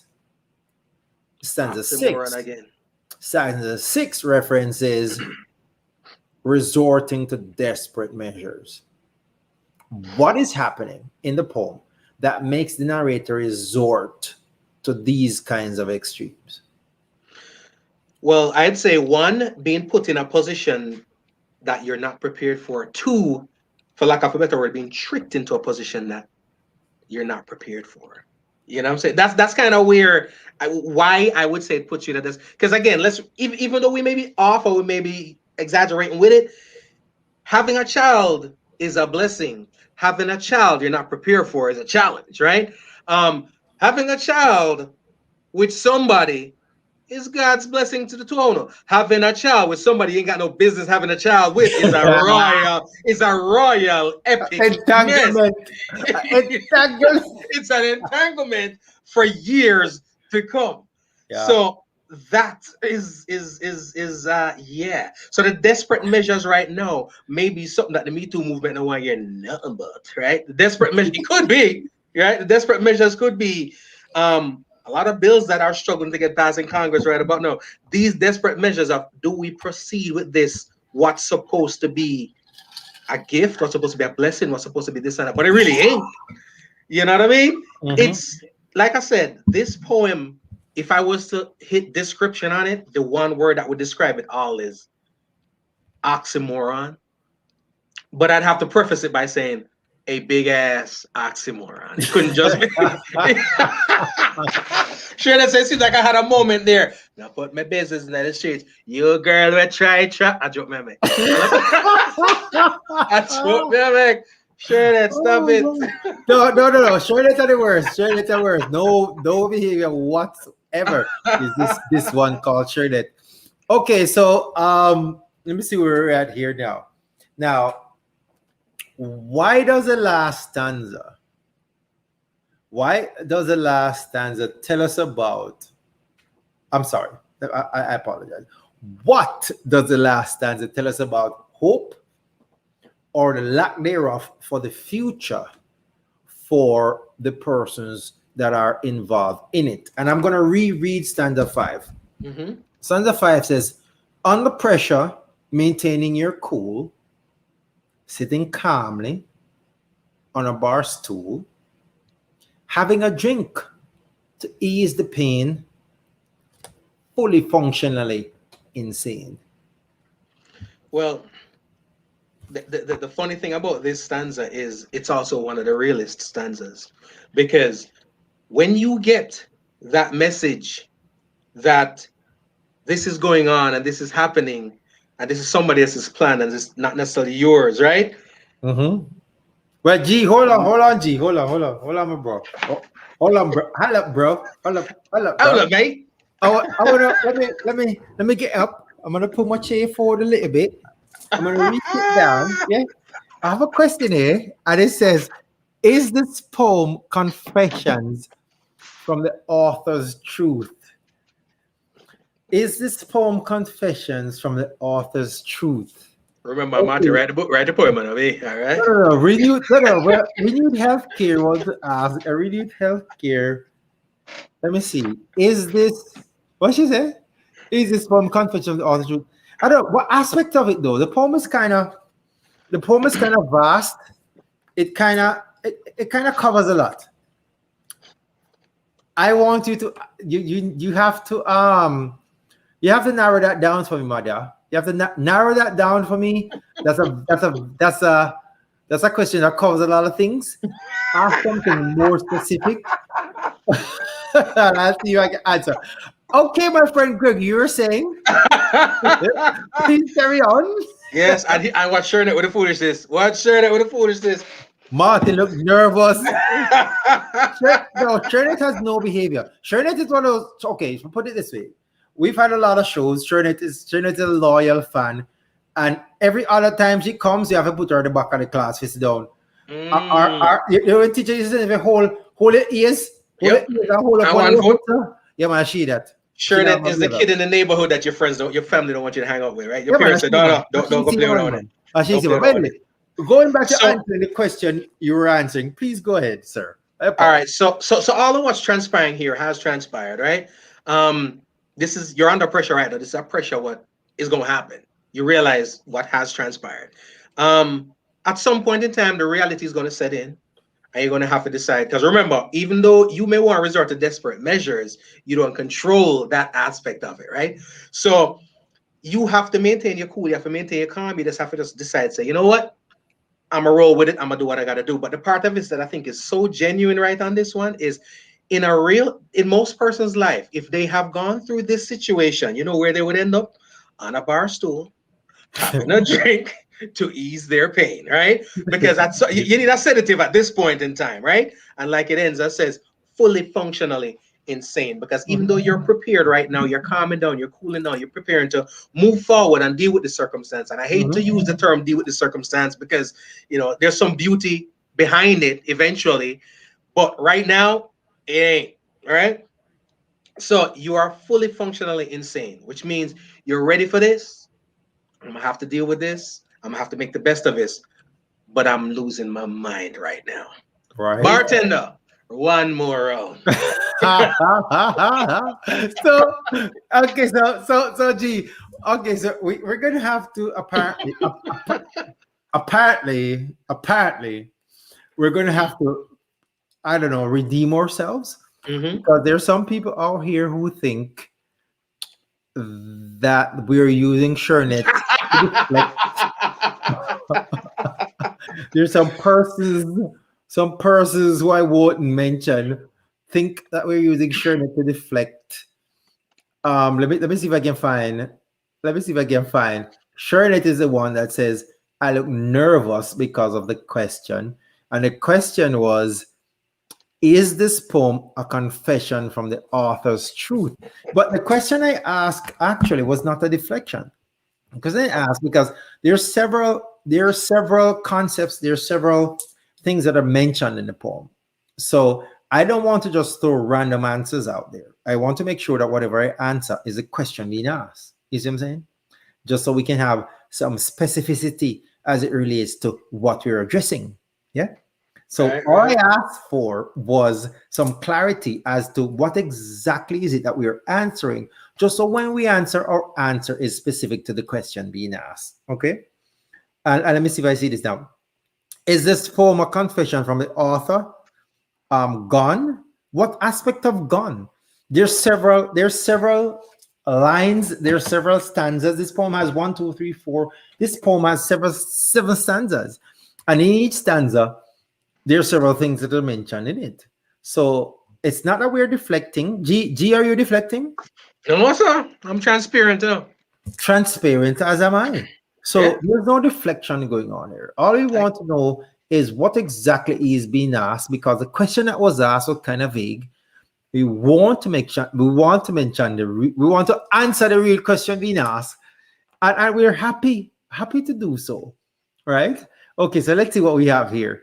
Sure, this is called it's I don't know. between renewed.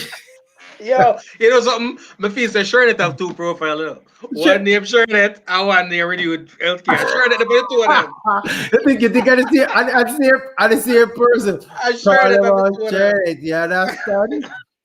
It is good. So soon like chef, just like sheep on butter. Okay, so there you go. Yeah. There he goes with all. Oh, come now. All y'all have to do. This is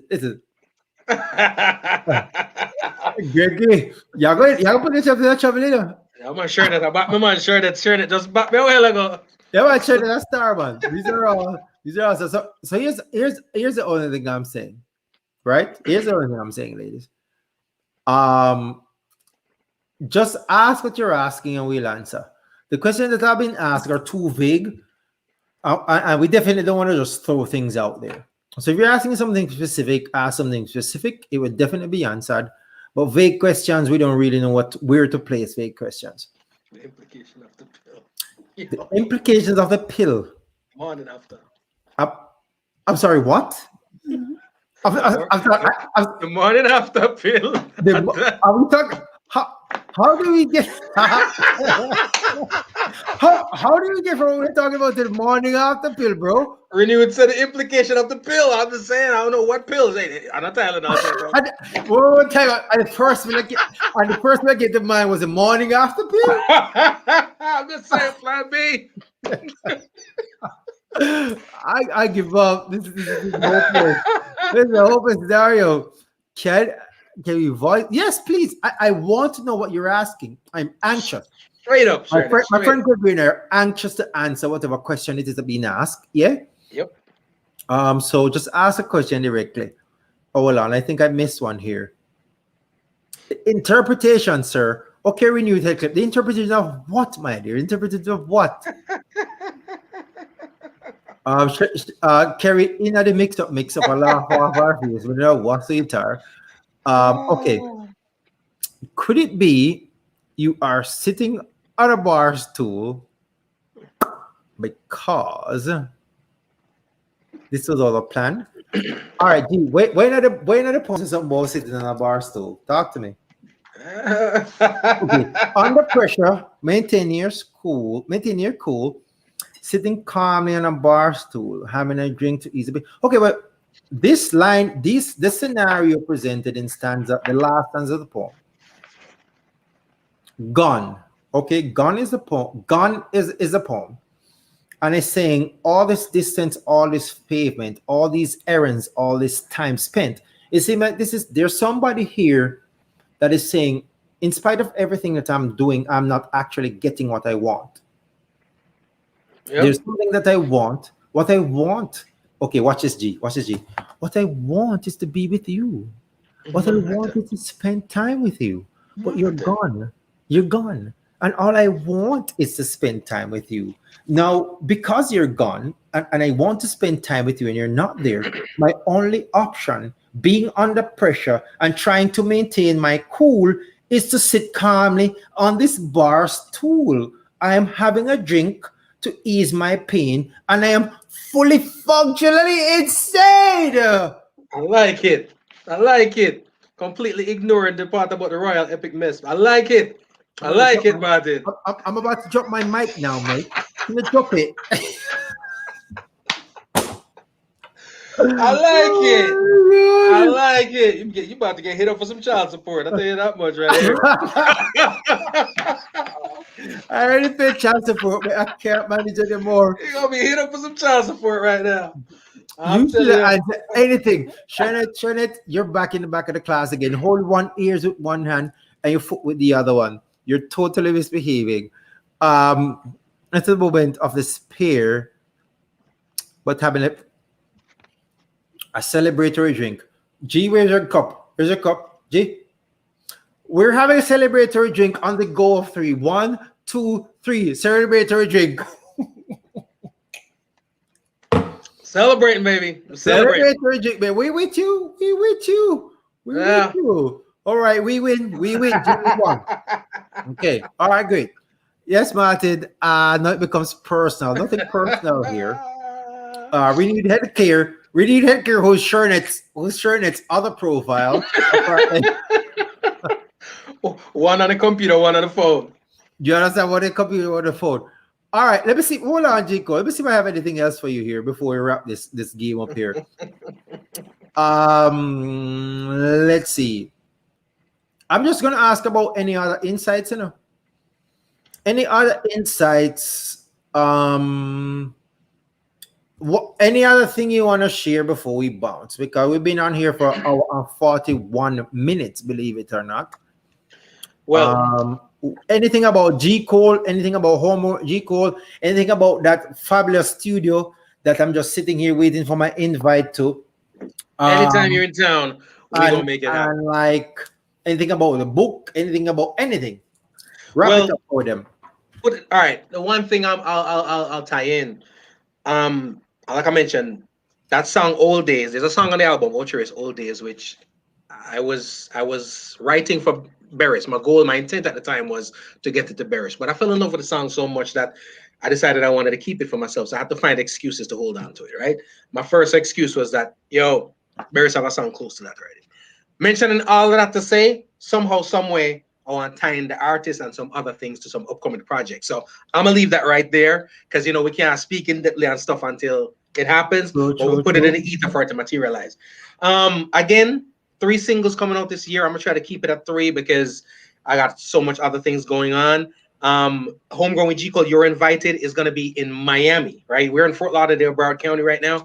This is gonna be in Miami, the Art District. For those people who like to come out down there and check out a nice jazzy bluesy situation. It's not always a reggae vibe, so like when you come to town, we might sit on a reason, but the music may be coming from like a jazz band. I feel more like an energy with a jazz band for sit on a reason with it. I'm cool. I'm down for whatever. That's what I'm talking about. And then we got the books coming out, but one is a book of poetry, one is a novel. It's based on my youth growing up. But highly embellished. You know what I'm saying? Okay.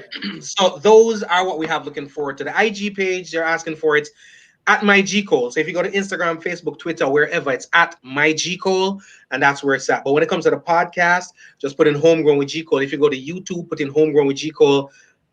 Can't miss me. You're gonna see this image. That's on this cup, the orange image, and that's me. That's all right. Hold on. That's right. I like that. When we're done going at the comments, I'm gonna do something here I've never done before, but I think we can do this. We never spoke about this. We never nothing. Okay, are you ready? We're gonna do something we haven't spoken about, but we're gonna do it anyways, isn't it? Okay, ready? Okay, ready? Go ahead. Okay. Now Jack is a Mac and he comes around every Monday. Yeah, no star. Or Tuesday or Wednesday, every day of the week. Now, you ready? Come on. No, keep going. I can't come back. I know this. Though I try to tell her that I love her from the bottom of my heart, still you had no place for me. It's all vanity now, except for one of them sweet lies. Kind you doubt if you wanna believe them. When your heart's not hearing what your brain is saying and you're weak in the knees, sweet lies, the kind you doubt if you want to believe them. When your heart's in doubt, you should know to stay out.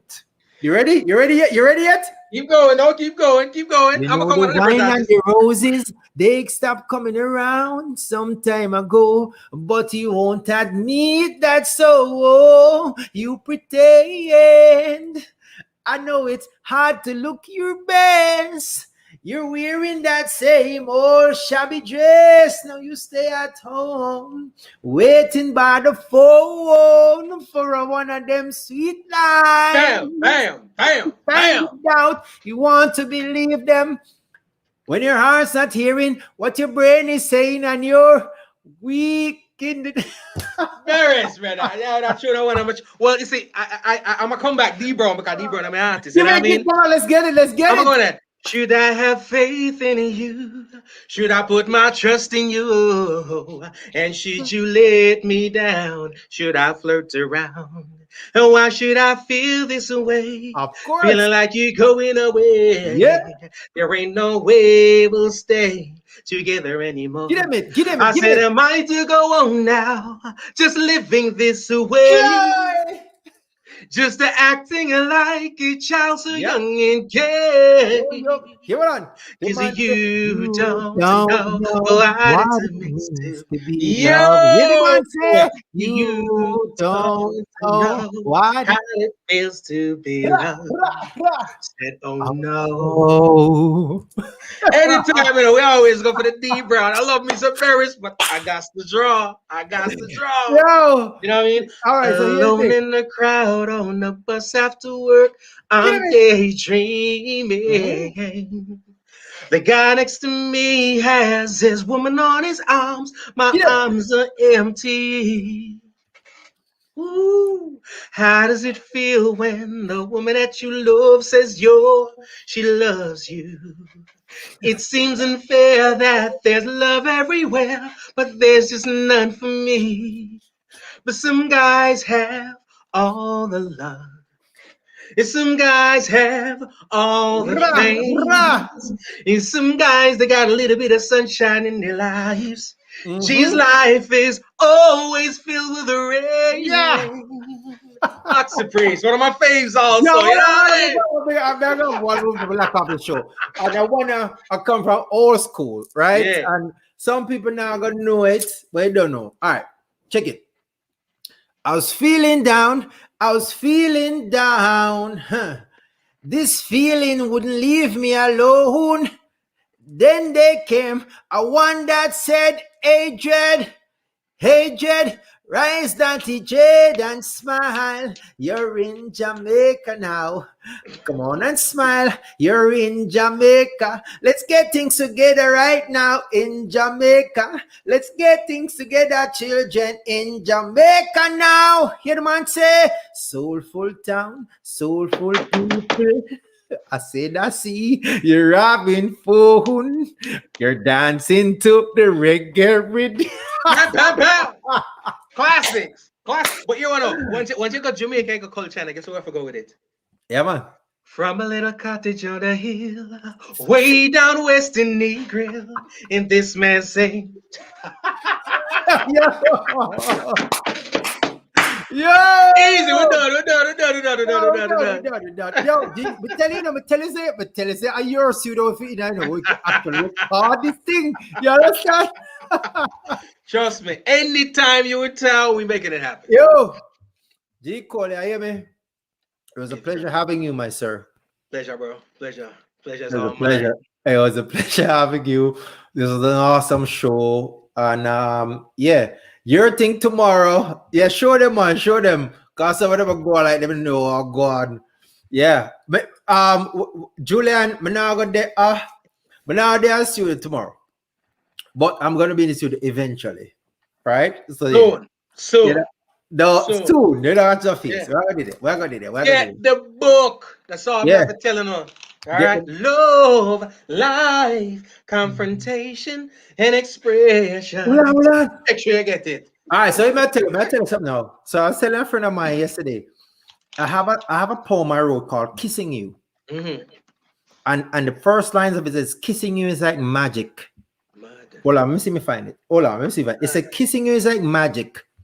it jolts my body like static. My emotions get erratic, tongue twister like hooked on phonics. Think about that, G Cole. Tongue twister like hooked on phonics, right? So I was at work the other night. I hadn't listened to any music all week, and I was thinking about a poem, and I was like, check this. Kissing you is like magic. Eh. My emotions get erratic. Yes. Tongue twister like hooked on phonics. Eh. Cool, no. My emotions, they get erratic. Anyways. Me like the wheels, you know. Me like the wheels. Me like them, you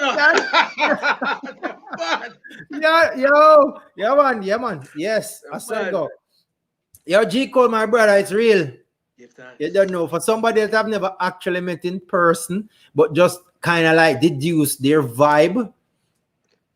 See me, the bro. Vibe is exactly how I perceive the vibe to be, and it's real. You know what I mean? Give thanks. And I say it sincerely, the pleasure is mine and having a vibe because you and I both know. Listen, we're not calling name, but a lot of times it's pulling teeth. People think that getting on here and talking to some folks, that's one of the things I'm most grateful for about doing what I do is I control who comes on or whatever the case may be, because some things is like pulling teeth. Reason with the eye going through the book, you know what I mean? It's just a dope concept. The energy is off the chain. I love it. I appreciate it. I'm gonna get lost in this book. I just feel like everybody need to get their copy. You know what I'm saying?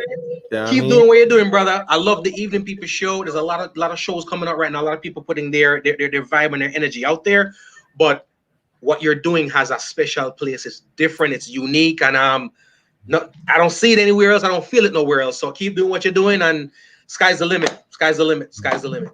All right, my brother. Take care. You know what I mean? Much love, brother. One Blessings. All right, peoples. I had so much fun. I know the show ran kind of long. Whatever, mate. I had fun. Unlucky for the door. Watch the whole thing out for the last of the note. That was G Cole. That was the Evening People show. I definitely appreciate everybody for checking in. I definitely appreciate everybody for staying tuned to the show, right? And like I said, next week I'm gonna be here again with another guest.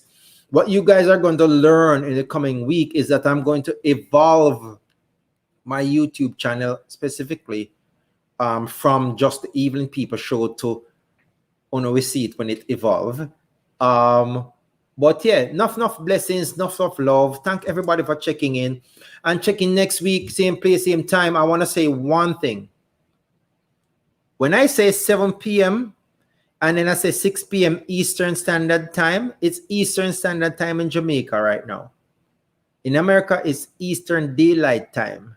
So at 7 o'clock in Jamaica, at 6 o'clock in Jamaica. Because I know so when 7 o'clock come, everybody go watch news. And if you stop off of the news watching and join the Evening People show. You understand?